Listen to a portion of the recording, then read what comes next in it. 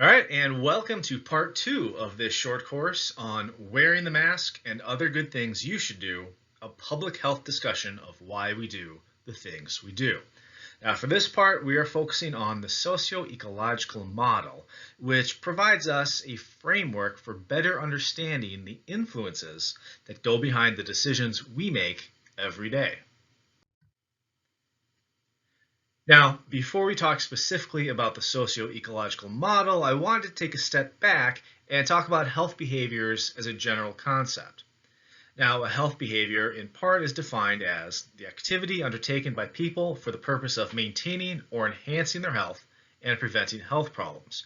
Now, there's some more to the definition, but I wanted to isolate this first part because when we're talking about the COVID-19 pandemic and preventing the spread of the coronavirus, we're really interested in the maintenance of health and preventing future health problems.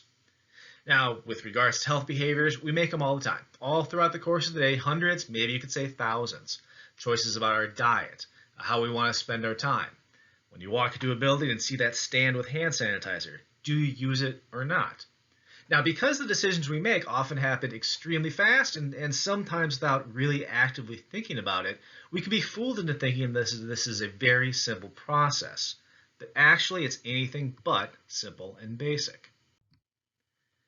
The decisions we make truly are complex.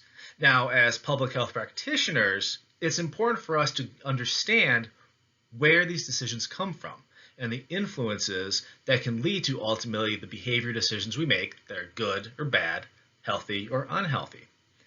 So to have a deeper understanding of things, it helps to have some sort of framework or some sort of model that illustrates this process that everyone goes through on a regular basis.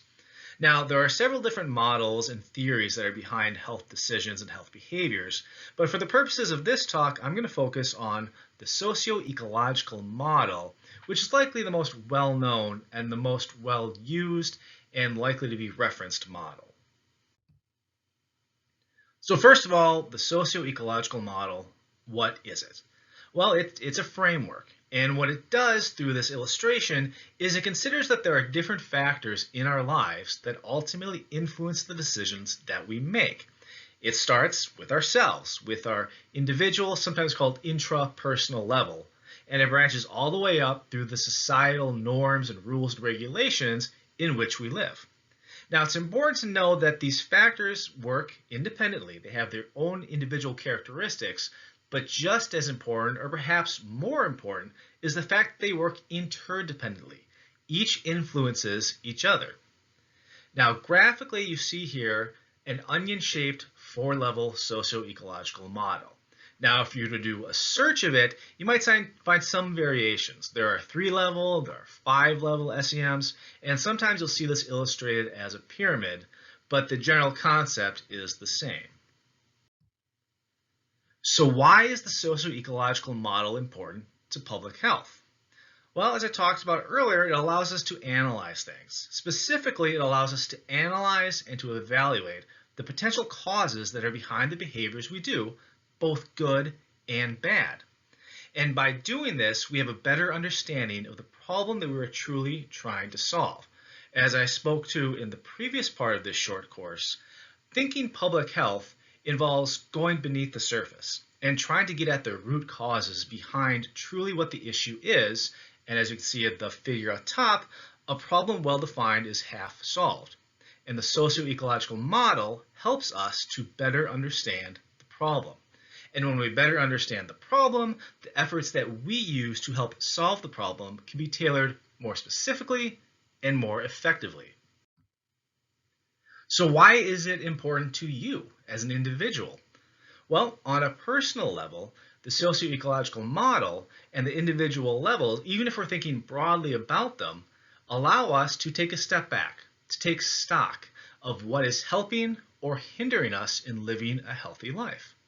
And as people grow and become more independent in their life, this need for introspection becomes more important to understanding the decisions you make and making changes that might help you live a healthier life. So now quickly we'll go over the individual levels of the socio-ecological model. First, the individual level, again, sometimes called the intrapersonal level. What is it? Well, it's your biological and personal history traits. We're talking about genetics, gender, age, sexual orientation, but also your attitudes and beliefs. Now, the attitudes and beliefs part of this is a good illustration and indication of the interrelated nature of the different levels. While your attitudes and beliefs are in fact yours, they don't exist in a vacuum, and they are greatly influenced by those around you. Next is the relationship level. Sometimes this is referred to as the interpersonal level.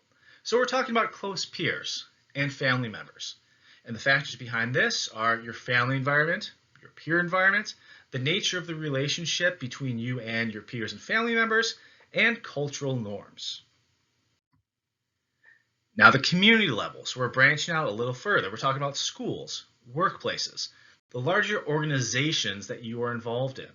So it could be St. Ambrose University is your community, but also some of the larger groups that you may be involved in. Are you in athletics? Are you involved with the theater department? This broader group extends beyond your close peers and family members and has a big influence on the decisions you make. And these factors include, again, group norms, but also variables of the group such as tolerance for different beliefs and attitudes. And finally, in the socio-ecological model, we look at the societal level. So these are the policies and the laws that can impact our health directly and indirectly. It can focus on concrete things like laws, once again, societal and cultural norms, but also things like budget allocations. We talk about this all the time in politics and in economic theory. Where should the money go? Everything comes from this one big pot of money, and it is distributed different ways. Well, the way in which it is allocated, maybe to health services, community services, the different options that are available can help dictate the societal level influence on, in this case, what we're talking about, health behaviors. And again, these levels work together. And it's an important thing to know that while these different influences have an impact on us, it can go the other way. Your personal beliefs, and more importantly, your actions, can subsequently impact the beliefs, the norms, and the actions of others. And this influence can grow and grow and grow for good and for bad. But for this case, we're focusing on the good and the positive impact that your actions can have on those around you. So to review, the socio-ecological model, it helps us better understand the complexities that are behind the decisions that people make so fast and so frequently. In the field of public health, it's a tool for understanding and promoting positive health behaviors and doing so in a more educated and more precise manner. It illustrates the many factors that go into the health decisions we make every day. And finally, it gives us the opportunity for more informed health promotion efforts that can directly result in a healthier community. Now, in the next part of this short course, I'll flip back to COVID-19 and talk specifically about the health behaviors that people are being encouraged to do to help prevent the spread of the coronavirus in their community.